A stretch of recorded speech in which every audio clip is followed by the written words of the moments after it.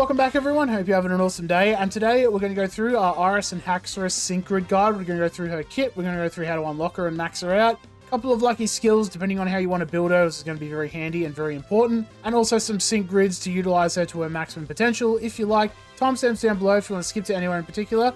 Without further ado, let's get into it. So how do we unlock her? It's quite simple. We just go through the main story, we do our PML arc, and we go down now, chapter 9, beautiful.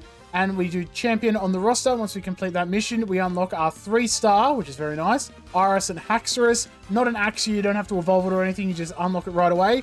Then you can send her in and get some big damage numbers out. In terms of upgrading her move level, I highly recommend just using your 3-star striker candies. They're very easy to obtain. You're not going to be needing them for a long time once you kind of get all your units up and running. They don't really release a lot of 3-star units, so it's not something you need to worry about.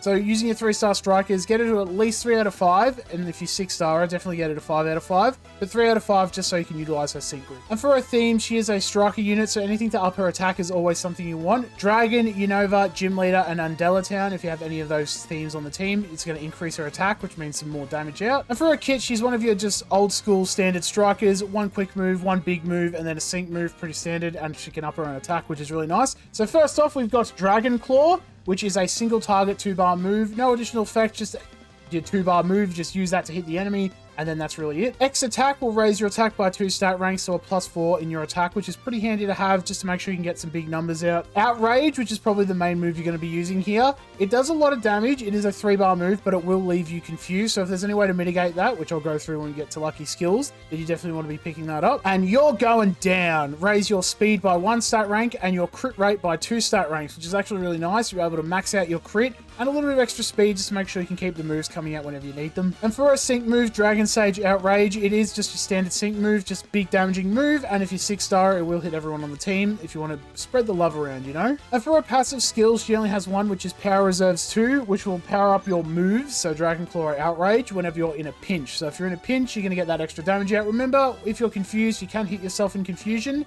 and that'll bring your health down a little bit. If you hit that pinch area, you're going to get another 20% increase to damage.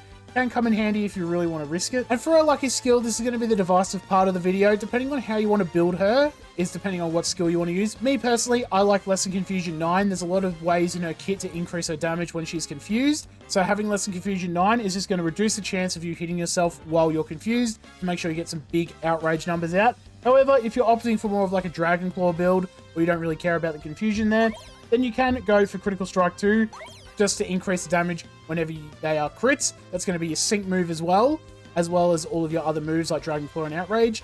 If they're crits, you get another 20% damage as well, but I'll show you why when we get to the grids. It's not as good as you might think it is. And for her sync grids, it really just does depend on how you want to use her. I've got 2 builds here focusing on just doing damage. She's an old school striker. Old school strikers were just focusing on doing damage. All your supports and techs were the ones that kind of helped buff up whatever you were lacking. So for our first one, this is going to be a Rage sync build, focusing on sync move damage and also outrage damage. You'll see why in a second. First off, obviously, sync move damage bonuses. That's all that's going to affect her sync move. Not really ideal, but I suppose it is what it is. X attack MP refresh 3 gives you a chance to get an extra X attack, which means then we can max it out, which will be really good for getting some big numbers out. You're going down, durable 4 will give you a 50% chance to get enduring. Nothing's worse than having low health than hitting yourself in confusion, knocking yourself out before you get that final move out. So making sure we have enduring. A, she can just tank an AoE if it comes your way. And B, if you're low health, hit yourself in confusion anyway, you can at least endure it and then get this up again. If you're lucky, you get a double proc as well, which is really nice. And lastly is Outrage Confusion Boon 5 will power up your moves while you are confused. So your Dragon Claw and your Outrage will get a 50% increase to damage while you're confused. That's why I really like Lesson Confusion 9. That way we get the 50% damage increase without any of the negative side effects. And if you're not a gambling man and you just want to focus on dealing some big crit damage numbers, and this is going to be the Dragon Claw. I've also thrown in some sync nodes in here because I have a 6-star EX. If you don't want that, again, just extra Dragon Claw bonuses or whatever else you want. So obviously, sync move damage bonuses here as well. We've also got X attack to increase our attack, get as much damage out as possible. Remember, Dragon Claw doesn't do as much damage as you would like, so getting a little bit of extra attack to make sure we can get as much damage out as possible will be cool. Dragon Claw bonuses, just for extra damage up. She's really cool. She has 2 Dragon Claw move gauge refreshes, which means there is a chance you can get 2 bars back whenever you use Dragon Claw. which means you just get a free use, which is not too bad. And lastly is Dragon Claw 0 in 1. Critical hits will land a little bit more easy when you use Dragon Claw. You basically get a +1 crit on Dragon Claw whenever you use it. So when you use your You're Going Down, you're going to get a +2 on crit rate. You can actually save that if you want. You could even take away the a couple of attack nodes and the sync move nodes and go for that enduring as well, to make sure you can get that enduring whenever you use it, because you only really need to use it once to get that crit rate. Then you get a +1 on the crit with this. Big damage output with your Dragon Claw. That's if you want to run like a critical strike too, and you don't want to deal with the confusion. And for the honorable mentions, we've got Unhindered. When the user attacks, ignore damage reducing effects on the target's field of play. So if the target has, say, Reflect on the field, at least in Haxorus' case, because it's a physical striker, they have Reflect on the field, you just bypass that without having to worry about it. Problem is, if you crit them, you bypass that anyway. So having that crit built into a kit kind of makes Unhindered pretty much useless. You're Going Down MP Refresh. The only reason you'd really be picking this is if they can either reduce your crit rate or reduce your speed, or you just want to max out your speed, which you can just do with support. So I wouldn't even pick this up, especially for 7 energy. Carry On 1 will raise your attack by 1 stat rank whenever another Pokemon on the field of play faints. So on your opponent's side or on your side. I don't really like this one because it either means you're losing or you're already getting that advantage anyway. If you can somehow guarantee that the side units are going to be knocked out very easily, absolutely pick it up, no problem.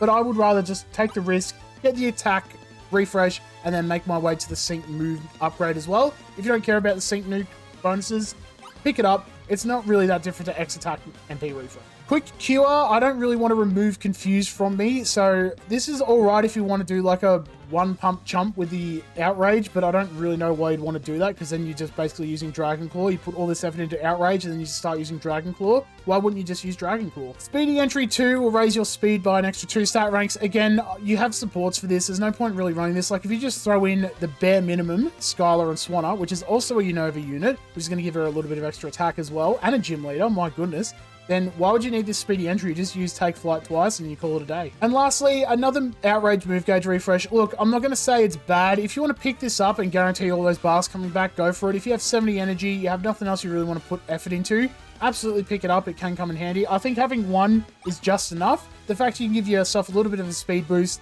and if you have good supports for speed as well, you probably won't really need this. And that's it for our Iris and Haxorus Sync Grid guide. Thank you all for watching. Hope you all enjoyed. Let me know down below if I gave you some sync grid ideas for her, and also let me know if I missed any sync grids as well. If you have any ideas for me, I'd like to hear them. As I said, she's a pretty good self-sustaining striker. She can up her attack, she can up her crit, she can give herself a little bit of speed, and also the Confusion boon is nice. I just wish she had Lesson Confusion 9 on her grid, so that way I could just throw on Critical Strike 2, and I think she'd be a really deadly force to be reckoned with.